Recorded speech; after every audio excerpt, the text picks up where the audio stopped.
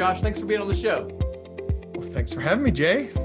So I'm excited to talk to you because you have been involved in a lot of different kind of businesses and you've built apps and all kind of cool stuff. So tell us a little bit about your entrepreneurial journey. I mean, everybody kind of has a different approach. I started when I was very young. Some people have a big corporate life and then they transition. What made you be crazy enough to want to start your own business and build your own apps?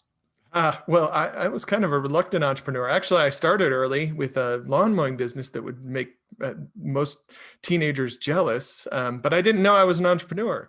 And I didn't know my mom was an entrepreneur. She cleaned houses and did some painting and wallpapering.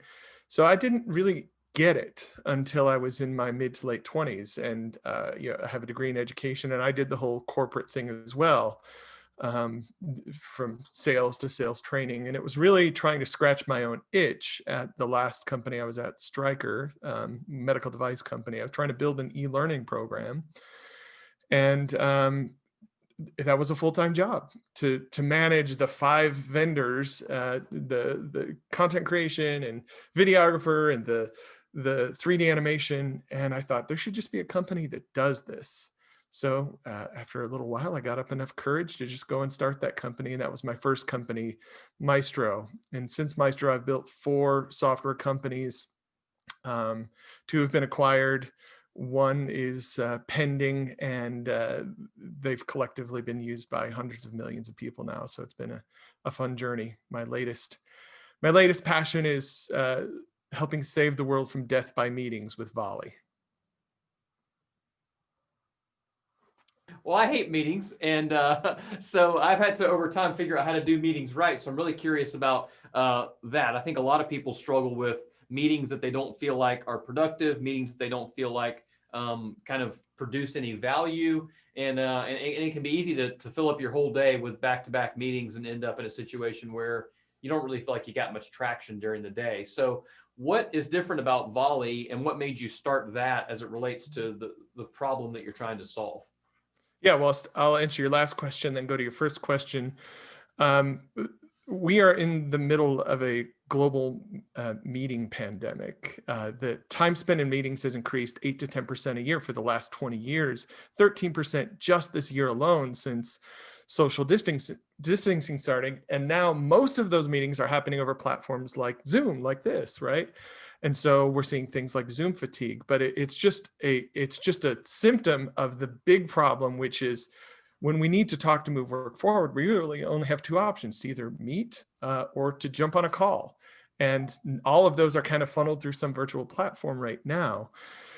And that's just inefficient, and it breaks up the day into little chunks and segments. And we've had this bloat of meeting culture for a number of years. So we're building Volley as the antidote to that meeting pandemic. That with Volley, we allow you to move work forward using asynchronous video conversations. And so what that means is, just like any other conversation, we take turns, except with Volley, you record your turn with video. And this allows us to be able to have productive conversation without interrupting each other's productivity. And there's a lot of focus now on things like deep work and being indistractable. And Volley enables that, because you can move conversations forward when you're ready to, and be able to push and take the time that you need to do that deep work. So we really think with Volley, we're combining the richness of talking with the flexibility of texting, and putting it in a package for you to use with your team. Yeah, I'm interested to kind of see how that works. And I'm just thinking through, obviously messaging and this app space has been so big this year. I mean, pretty big news lately. Just recently, Slack was acquired by Salesforce for some ridiculous amount of money, $27 billion. Was that right? Is it $27 billion? That's a B. Yep, yeah. billion. $27 billion, which is like hard to even, when I say it out loud, it doesn't even sound real. But that's what happened. And so when I think about your app and what you're talking about here, Slack is obviously a lot of text-based conversation, a typical chat app, along with some fancy features on top of it. So why do you think that the video version, is it a video version of Slack? What differentiates it more than that? What is kind of the thought process So I'll just show on the screen a little, here are all the teams that I'm part of. and here are all of my conversations that I'm happening. We're having conversations instead of meetings. Our team, we only have one synchronous meeting a week. And in those conversations, we have this is our stand-up, for example, this morning. We have a timeline of everyone. That's Spencer and his stand-up from this morning. I'll close that so I can listen to that later. But we're having conversation. It's just outside of place or time. We're having the same dialogue that we would have in a meeting or a call or popping in someone's office. And text-based communication is great if there isn't a relational component to that. Meaning in every message you have the content, meaning what is actually being said, and then the relationship. And Buffer just launched their 2020 State of Remote Work study, and the top 2 problems with remote work that people have with remote work is lack of collaboration and loneliness. And these happen because we don't have what we used to have when we were in an office or in a community environment where we were able to pop into someone's office or see them in the parking lot or go to lunch or do all these things. And now we have to schedule a Zoom meeting to tell a joke to a coworker. Text is also an inefficient vehicle because you can speak naturally 7 to 8 times faster than you can compose written business communication like a Slack message or an email.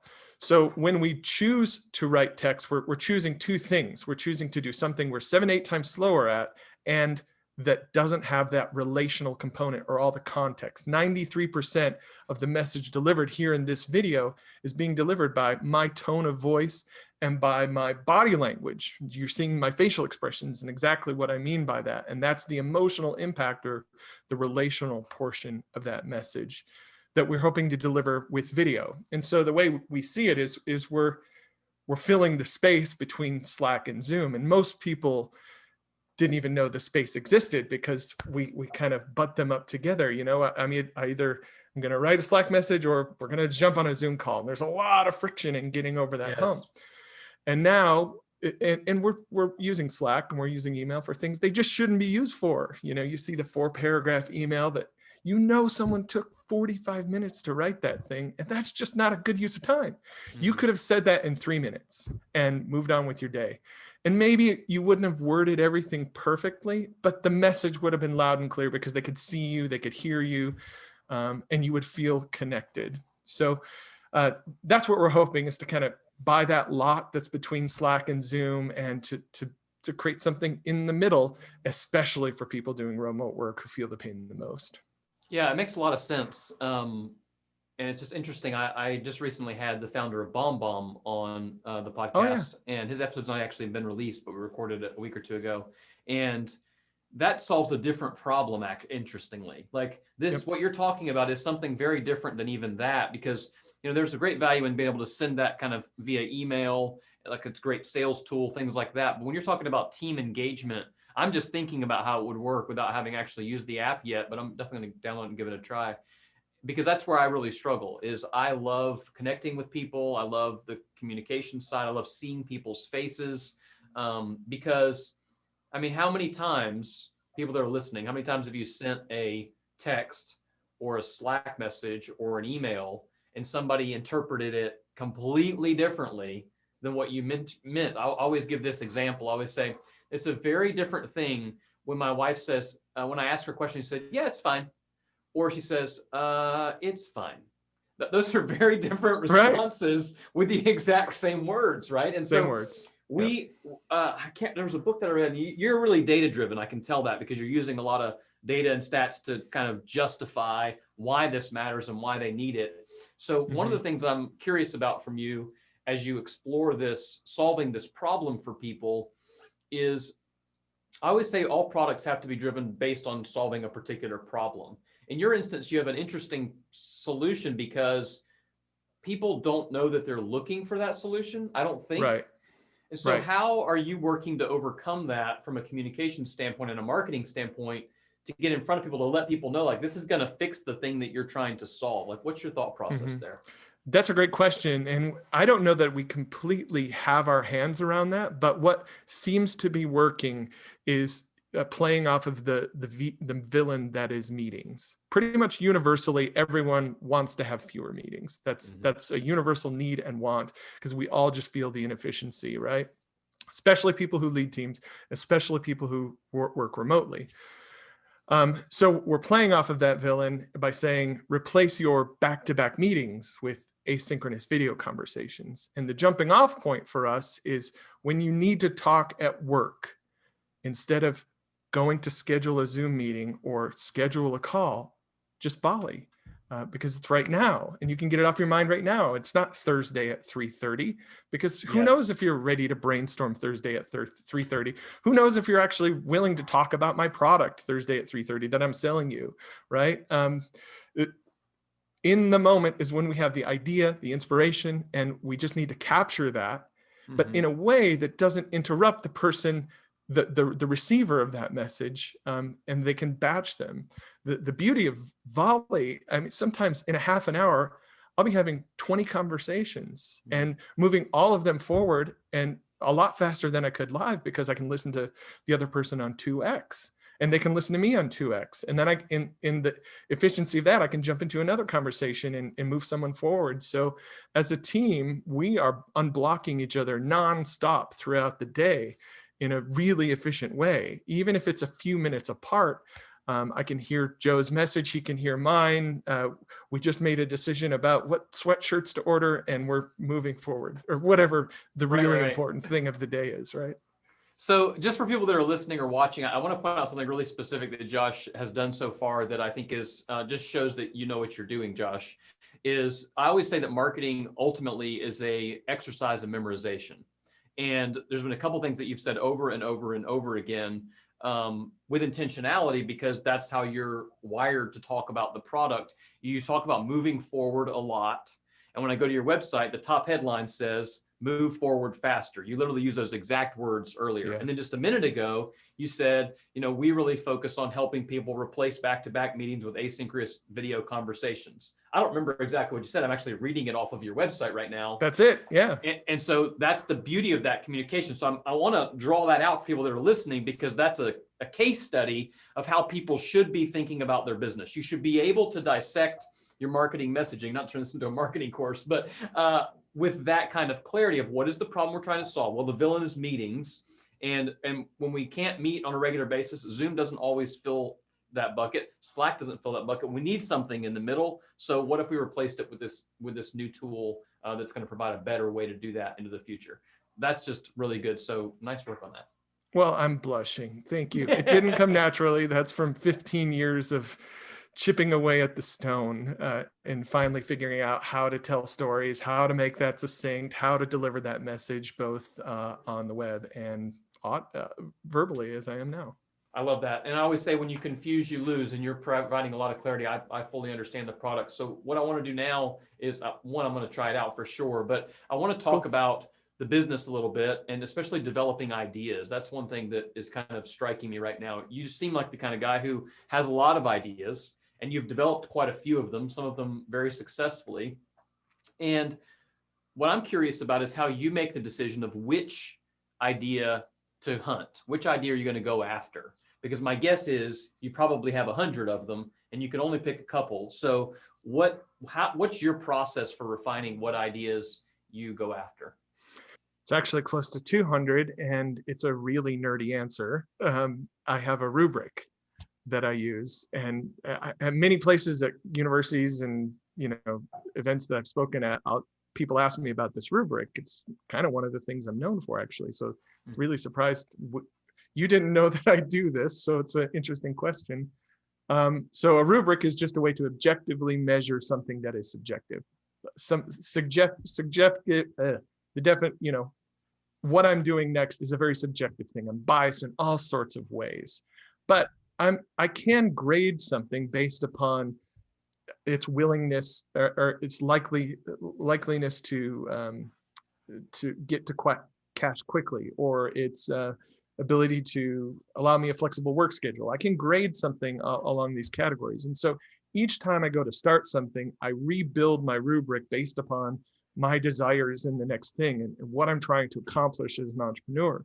And I did that. And I actually spent 2 years working through my rubric from the top idea, moving my way down and trying to validate or kill those ideas as fast as possible. And luckily, I've had the success in my career to be able to do that. It's not something I recommend everyone do, spend 2 years trying to figure out your next thing.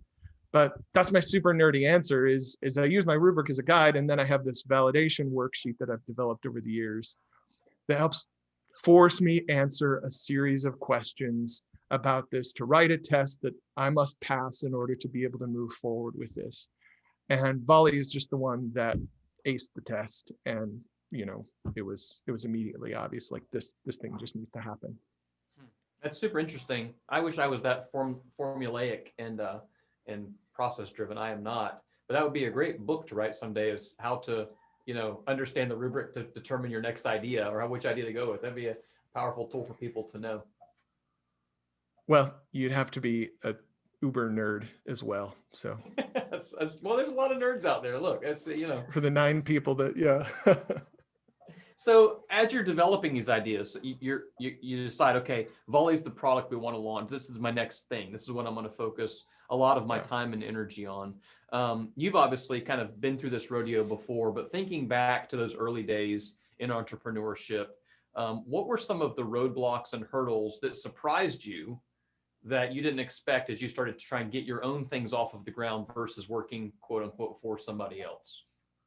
Yeah, well, when I turned the corner in I'm actually building this, I've actually already done quite a bit of work in developing the business and understanding what it is. I've already built a website. I already have talked to real customers. Like that's the whole validation process to me. So I've gotten a lot better at that as I've gotten older. But when I started, which is where your question is aimed, yeah, I didn't know what I was doing. In fact, I went into, this is like embarrassing, but the first day when I left my corporate job at Stryker to start my company, I like walked into the Chamber of Commerce and said, I'm here. What do I do? I want to start a company. And they told me about this thing called an LLC. And I was like, what's an LLC? That's how far gone I was. I should not have been doing what I did. And so over the years, you just build up this, we're definitely doing C Corp because we're raising venture money and we're going to raise, it this way and whatnot. So you learn those things over time, but there's 1,000 things that I needed to learn in order to do what I do today. But none of those things should keep you from doing what you feel drawn to do, because you can learn them along the way. There's lots of great books, there's resources, there's people, mentors that can help. You just got to seek them out. Yeah, I always say I wish that there was as much resource as there is now. When I started, when I was a teenager, I remember getting books out of the library on entrepreneurship, because the internet just wasn't what it is. There weren't YouTube videos you can go watch on basically any topic known to man. And now I feel like, to some extent, a lot of business owners and leaders that I hear from who are trying to figure out how to launch their own thing, they actually kind of feel like they get lost in the volume of content that is out there. Because it's like, well, who do I listen to, and what courses do I take, and what books do I read? So when you're talking to entrepreneurs who maybe are earlier in their years of business, what's some advice that you might give them with regards to where they should focus their energy to help them kind of accelerate that process and not get too stuck along the way? Well, it really depends on what type of business you're building. Because what I would just, if I were to just give a generic answer to that, I would say, one of the best books I've ever read is called Word of Mouth Marketing by Andy Cernovitz. It's just a must for anyone building anything, just to learn how to talk about your thing and who's going to talk about your thing, and how if you build something that's remarkable, you don't have to. Other people will talk about it for you. You just need to give them the talking points, right? So, and that's just a great resource, and that filled a big hole in my learning and understanding. But some people just kind of have that naturally. So that's one for me. But if you're building like a venture funded tech company like I am now, I think as far as like blogs, I think NFX, the venture fund, has the best content out there. Everything they release is like, yes, I needed this today. Thank you. So I have loved their content. I would actually love to work with them in the future. So what I'm curious about, as you talk about the venture funded space, I don't have a lot of experience in that world, but I've talked to guys that do, and I always get just varying opinions. A while back, I had Rand Fishkin on the show. I don't know if you're familiar with him. He started Yeah. Moz.com. And he has an interesting take on what he thinks about venture capital. But I'm curious, as people are thinking about starting their own things, you've obviously done both. You've got Yep. scenarios where you have investors involved, and you have scenarios where you just bootstrap the thing yourself. What kind of decisions do people need to make if they're thinking about starting a new app or project? What makes you decide, you know what, this is something I'm just going to fund myself, or this is something I need to go get some help to make it happen? Yeah, well, I would say if there's any way that you can do it without outside funding, whether you're funding it yourself or you can bootstrap or, get to revenue early, do it. You should do it because you're going to learn a lot more. You're going to own more of the business. You're going to have more control, and you're probably going to enjoy the process because getting on the venture funded path is a bit of a treadmill. But there are certain types of businesses and companies and products, I'll say products, that if you don't have the firepower that you can get from venture funding, you're probably going to get lost. For example, Volley. We're stepping out into a hot space at a hot time. There's a lot of eyes on it. I'm getting tons of inbound interest from VCs and angels like I've never gotten before. So Sure. all of that is validation. I chose the right product at the right time. And we're going to have a lot of competitors. So I need to be able to move faster and better and build a better product faster than any of them do. Because at the end of the day, the best product will win in any competition. So if you can do that with a string bean team that you're bootstrapping, do it. But if you can't, go for it. Strap in, get the jet fuel, and launch to the moon as hard as you can. And that's what I'm doing with Volley, is building a big company. You already mentioned Slack, the $27 billion acquisition. I think that's the potential of Volley. I mean, if Slack and Zoom can be, the Sure. deca-billion-dollar companies, so can Volley. So that's the big opportunity. Therefore, I need to have the A team. I need to get the band back together. We need to run as fast as we can. So that's been my main job over the last couple of months, is recruiting and building that core team that'll help us go run as fast as we can. Yeah, it's interesting. I mean, obviously you've been working on this product since well before the pandemic, but the pandemic's accelerated that, I would imagine, because now Actually, it's like, no. Oh, you haven't? No, we started in May. It was the pandemic that caused the focus. I've had this idea for a couple of years, and I've been playing around with different versions of it. Like, oh, maybe this, because I've fallen in love with asynchronous video communication on platforms like Slack or like Marco Polo. I've realized, man, these conversations are as good or better than a live phone call with a friend, because I can take time to think. I can like process in between, and I can get to it when I'm ready, not when I have to.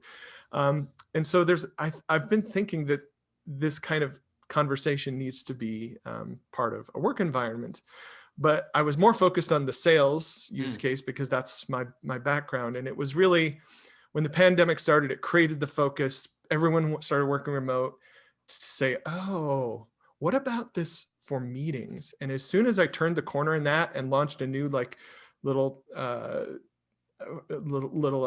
prototype video that I made and sent it out and said, hey, Volley for meetings, what do you think of this?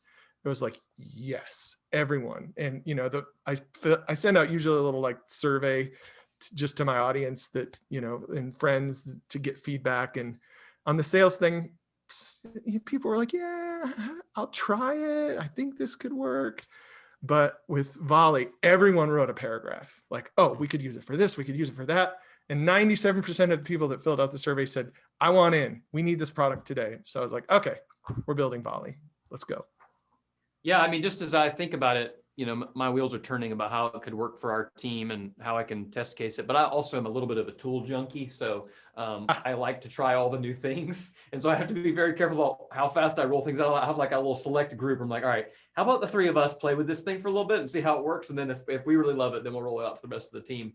So it's funny, but it's interesting to me, like, you've now taken this and I don't want to phrase it like this because obviously there's a lot of people really struggling right now, and it's a really difficult year for, gosh, tons of people all over the world. But I was having a conversation with my father-in-law recently. He's from England originally. And he said, you know what I love about entrepreneurs in America is when the forest gets burnt down, they just look for the quickest way to plant new seeds. Yeah. And I think that's probably true of other people around the world too. It's not just Americans for sure, but it was encouraging to hear that. That was kind of like in the depth of the pandemic, or really this summer. It's ideas like this where you go, you know what, this has been on the shelf. Now, what are we going to do about it? Now, my gut says that there's probably a lot of other people out there that are listening and thinking about this who go, gosh, I've had this idea that I think can have real value, but I've never done anything with it. And they've never started a business. And now maybe they've been laid off, or maybe their hours have been cut back, or maybe they just have more free time because we're not able to do all the things that we used to do. And so now they're going to start this new idea. So as we kind of, transition the conversation a little bit and talk directly to that person of what are some things that they need to think about before they launch the website, or would you say launch it, get some ideas? Like, what's some feedback you would give that entrepreneur? Yeah, I mean, I would say launch it, but don't build the product. So if you haven't read the book Lean Startup, I would say to this person, I'm not saying this to you, but go read that book. It's one of the best books that kind of describe the whole process of validation and knowing that what you're about to build is actually worth building, and being able to prove that to yourself objectively and others. So I think that's a great book. There's a number of others in that same sphere that could be helpful. But the first thing to do is validate. Once you've validated something, it's really a two-step process. It's step one, build an amazing product. Go all in on product. Work with customers, solve their problems, build the best product that you can possibly build. And then once you've done that, it's just a matter of daring to be remarkable. And that's kind of my marketing 101. The definition of the word of remarkable is, the definition of the word remarkable is that people are willing to remark on it. They're willing to talk about it. So if you do things in a remarkable way, the way you build the product, the way that you treat customers and talk to them, the way that you treat your employees, this can be anything. People are going to talk about that. So that's always my goal, whether I'm building a new onboarding process or the product or hiring someone. I want to do these things in a way that's remarkable so that this new employee will tell other people that they've worked with and want to work with to come join us. And if you can get the product right and then dare to be remarkable, you're kind of unstoppable. Those things are both really hard to do, but I'm just trying to boil it all down to 2 steps. Yeah, no, but I mean, that's really good counsel though for people. I love that idea of, and I think people think of this backwards. I see people all the time who try and build things and they want us to do it. They're like, hey, will you build this thing? I'm like, well, hold on. Have you made sure that have you looked to see what exists? Have you just checked to see who's actually going to buy it? And like, well, my cousin said they thought it was a really good idea. And I'm like, look, until people start giving you money, you don't know if it's a good idea. Right. And I mean, I remember, gosh, probably a year and a half ago, back when we could actually do live events, I wanted to start doing these little workshops at the office. And so I set up a landing page and did some stuff and sold out the first workshop before I actually had all the content that I was going to teach at the workshop. Now, I knew generally what I wanted to talk about and all that kind of stuff, but I hadn't built out the content. My team was like, you don't even have you don't have the workbook yet that you want for the workshop. I'm like, that's fine. But now I have a sold out workshop. So I'll go build the content. That's no big deal. Right. I know I can do that. And I think that's the same thing with app development. It's the same with a lot of ideas. Test it, prove it. And then once you kind of have enough, fish on the hook, if you will, you kind of go, all right, it's time to reel this thing and make something happen. Yeah, absolutely. With your workshop, you totally de-risked it before you went and sat down and built all the content. The worst thing you can do is go build all of the content and then put it up and nobody signs up. And that's what most entrepreneurs do. They are trying to start companies. So start with the people, start with the customers, start with the audience, and prove that they're actually interested, and then build the right thing for them, which you did. Absolutely. So I'm curious, as you talked about hiring and teams, a lot of people struggle when they get to this place, which is a good place to be because it means they've got more work than they can handle. And now they need some other people to help them. Do they hire contractors? Do they hire employees? All these, and then how do they do those things? So that's a lot of stuff. But over time, what have you learned about building good teams what mistakes have you made maybe in the process of trying to build teams to help you accomplish ideas?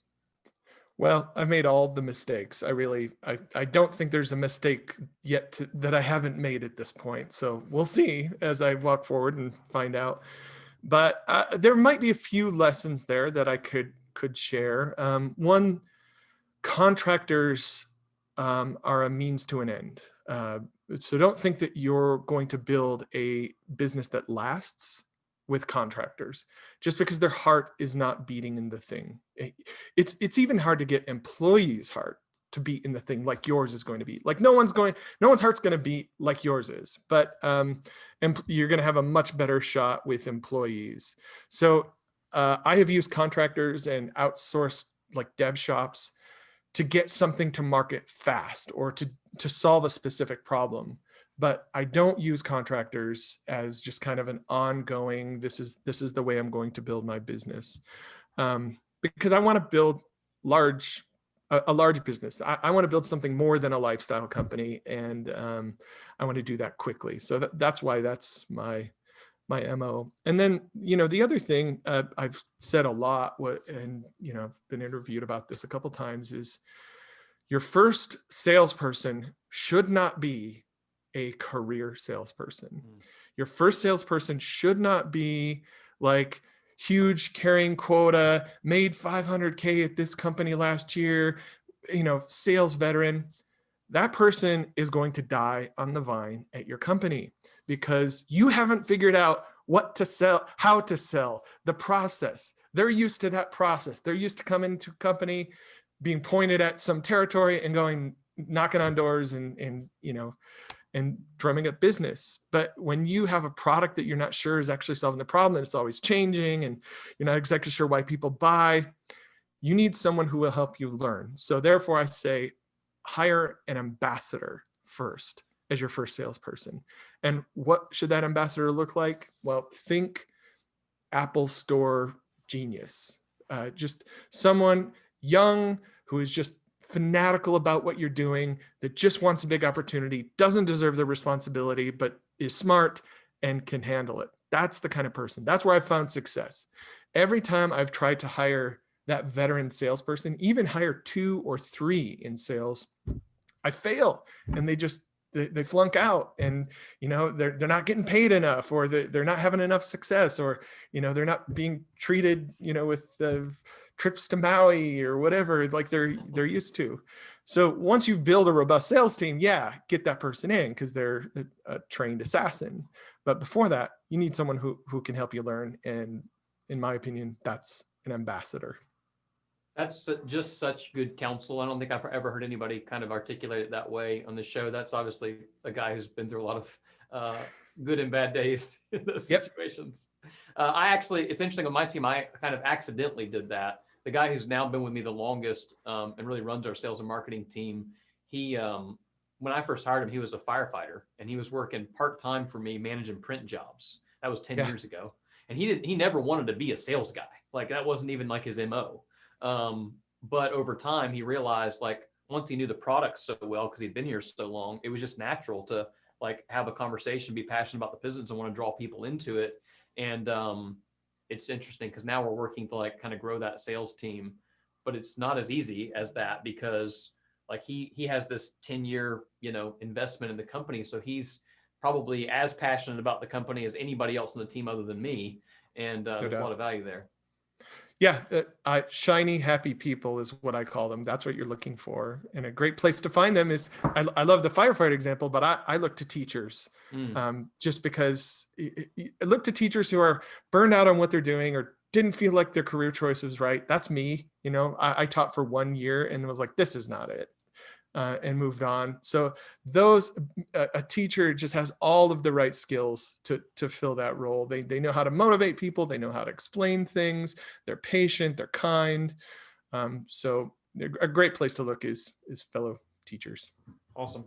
Great counsel. Two final things that I want to cover as we kind of land the plane here a little bit. The first one is I always ask about work-life balance. It means something different to everybody. I don't even really love the term, but I like to ask, number one, what does it mean to you? And how has that changed through different seasons of your life? And then the last thing will just be kind of a parting thought for if you're speaking directly to another entrepreneur who wants to build a business that lasts, what advice would you give them? So first question, what does work-life balance mean to you? And how has that changed through different seasons of your life? Well, it's something I'm very focused on right now. Before we started the call, I told you that every time I've sold a company, from the time I started to the time I sold it, I'm fatter and sicker and just more angry and more stressed and just like all around a worse human being. So my goal with Volley is to be thinner and healthier and more mentally healthy and just a better human being when I finish than when I start. And to do that, I've got a lot of practices around me, my morning rituals of exercise and scripture study and prayer and meditation. I have to do those things in order to just reset, sharpen the saw, and be everything that I am now. So it's a huge focus for me. Jury's out on whether I'll actually achieve that with Volley, but I am, as of this morning, 1 pound less than my marriage weight, the lightest I've been in my entire adult life. I know I'm a big fat guy, but this is skinny for me. I have to work out like a Spartan to look like this. Well, I'm gonna be honest, just full transparency. I'm on the opposite train right now, and I need to like turn the ship around because I've over the last few years I've gained quite a bit of weight and just let go a lot of that. Most of it's part of it's work stress, part of it's because I have 5 kids and just a busy season of life. And but one thing my wife and I both have said lately is like at some point we're gonna have to put ourselves back on the priority list because we can't keep treating ourselves however we want, and not caring for our own health and also be expected to care for all these other people. So love to hear parting thoughts from you as you think about this idea of building a business that lasts. What's something you want to leave people with today? Well, I mean, the thing that I want to say is what I'm most focused on right now is just replace your back-to-back meetings with asynchronous video conversations. If you have an established team, you get what I'm talking about. This is a problem, and I'm trying to build a way to solve it. But how about a bit of advice that's not self-serving? Should we go there? I would say relentlessly pursue the most impactful thing. Mm-hmm. I often ask myself the question, what would Richard Branson do? So what would insert your favorite entrepreneur do? If Richard Branson came into my company, sat down in this chair today, what would he do? Would he do what I'm doing right now? Would he do what's on my to-do list today? No, it's easy to answer that question when you think about it through the eyes of someone you really admire. You wouldn't even sit in this chair. He'd be walking around on a boat somewhere on an island, and he'd be doing a deal with this person, and he'd be making this happen. And oh yeah, well, I could do that, I guess. Why aren't I doing those things? You constantly have to reset and ask yourselves those questions because it's so easy to get mired down in editing the video or getting that tweet out or those things that may move the needle, but there's probably some bigger things that would really move the needle that you could be doing. And if you're an entrepreneur or CEO or leader of a company, you need to be doing the most impactful thing constantly. That's so good, really encouraging, and it makes me think about what I need to be doing too. So Josh, thank you so much for being on the show today. I am going to go download Volley app right now. For everybody that's listening or watching or watch this later, go check it out, volleyapp.com. I love how focused Josh is on the problem. And if you haven't glanced at his resume of other things he's worked on in the past, he's an absolute pro. So Josh, thank you so much for sharing your wisdom and advice and just experience with the Building a Business That Lasts audience today. Oh, it's my pleasure. Great conversation. Thanks. Hey, I hope this video has helped you with some tips and ideas to build a business that lasts. Make sure you subscribe to our channel so that you don't miss out on the next videos that we roll out. And more importantly, for some awesome free resources, head over to our website at buildingabusinessthatlasts.com. You can get a free copy of my book there where I tell you how I have built an agency that's grown year over year for the last 20 years in a row. So go grab that, buildingabusinessthatlasts.com, and make sure to subscribe to our channel. Thanks. We'll We'll see you soon.